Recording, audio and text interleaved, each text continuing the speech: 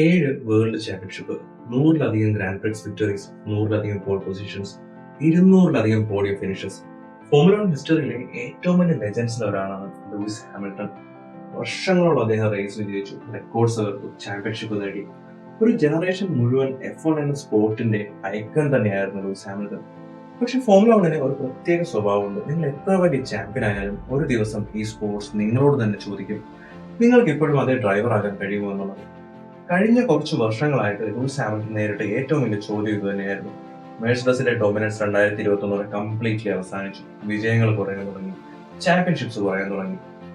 2022 ആയതോടെ formula 1 completely change ആയി. Max വെർസ്റ്റാപ്പന്റെ red bull dominance സൃഷ്ടിച്ചു. ശേഷം മക്ലാരനും മുന്നിലോട്ട് വന്നു. ലാൻഡോ നോറിസും ഓസ്കർ പിയാസ്ട്രിയും തുടരെ വിക്ടറീസും സ്വന്തമാക്കി. ഹാമിൽട്ടന്റെ മുന്നിലുള്ള ഏറ്റവും വലിയ വെല്ലുവിളിയും ഇത് തന്നെയായിരുന്നു. ഒരു വശത്ത് മാക്സ് വെർസ്റ്റാപ്പന്റെ റെഡ് ബുൾ, മറുവശത്ത് വേഗത്തിൽ മുന്നേറുന്ന മക്ലാരൻ.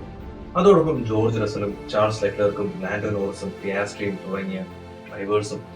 ഓരോ റേസ് വീക്കെൻഡിലും മത്സരം കൂടുതൽ കടുപ്പമായി. ഒരു നിമിഷം ചിന്തിച്ചു നോക്കുക, ഫോർമുല 1 ചരിത്രത്തിലെ ഏറ്റവും വിജയകരമായ ഡ്രൈവേഴ്സ് ഒരാൾ, 7 വേൾഡ് ടൈറ്റിൽസ് നേടിയ ഒരാൾ, 100-ലധികം വിക്ടറീസ് നേടിയ ഒരാൾ. അദ്ദേഹം തന്നെ തന്റെ കഴിവ് തെളിയിക്കേണ്ട ഒരു അവസ്ഥയിലോട്ടാണ് എത്തിയത്.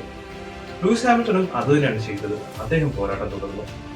അപ്പോഴാണ് ഫോർമുല 1 ചരിത്രത്തിലെ ഏറ്റവും വലിയ ഡ്രൈവർ ട്രാൻസ്ഫേഴ്സിലൊന്ന് നടന്നത്. Luis Hamilton ഫെറാറിയിലോട്ട്.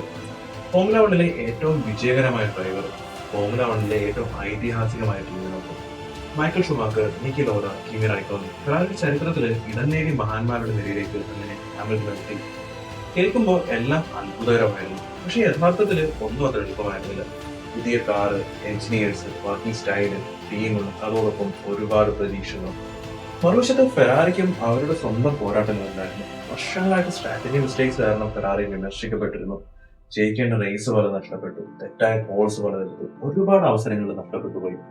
ഫെറാറിയുടെ ചാൾസ് ലെക്ലർക്കും മാക്സ് വെർസ്റ്റാപ്പനുമായിട്ട് ഏകദേശം 45 പോയിന്റിന്റെ ഗ്യാപ്പ് ഉണ്ടായിട്ട് അവിടുന്ന് മാക്സ് വെർസ്റ്റാപ്പൻ മുൻപിലോട്ട് വന്ന് ആ ചാമ്പ്യൻഷിപ്പ് എടുത്തതിൽ ഒറ്റൊരു കാരണം ഫെറാറിയുടെ മിസ്റ്റേക്സ് ആയിരുന്നു.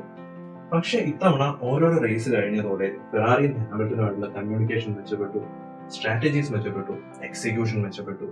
അതൊക്കെ ഹാമിൽട്ടൺ വീണ്ടും ഹാമിൽട്ടൺ ആയിട്ട് മാറി തുടങ്ങി. 100-ലധികം വിക്ടറീസ് നേടിയ ഒരു ഡ്രൈവർ പെട്ടെന്ന് ഡ്രൈവ് ചെയ്യാൻ മറക്കത്തില്ല.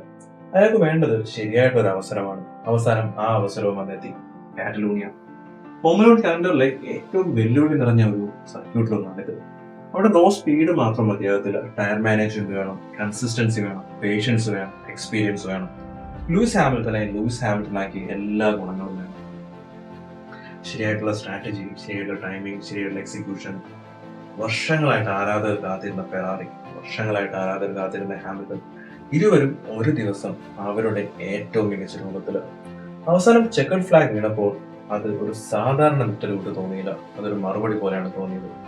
ഓരോരോ വിമർശനത്തിനുള്ള മറുപടി, ഓരോരോ സംശയത്തിനുള്ള മറുപടി, ലൂയിസ് ഹാമിൽട്ടൺ കഴിഞ്ഞു എന്ന് പറഞ്ഞവർക്കുള്ള മറുപടി. കാരണം ലെജൻഡ്സ് അങ്ങനെയാണ്, അവർ അപ്രത്യക്ഷമാകത്തില്ല. അവർ കാത്തിരിക്കും ശരിയായിട്ടുള്ള അവസരത്തിനായിട്ട്, ശരിയായിട്ടുള്ള ടീമിനായിട്ട്, ശരിയായിട്ടുള്ള നിമിഷത്തിനായിട്ട്. ആ നിമിഷം എത്തിയാൽ ലോകം വീണ്ടും അവരെ ഓർക്കും, അവർ ആരാണെന്നുള്ളത്. ലൂയിസ് ഹാമിൽട്ടൺ 7 വേൾഡ് ചാമ്പ്യൻഷിപ്പ് നേടിയത് ഭാഗ്യം കൊണ്ടല്ല.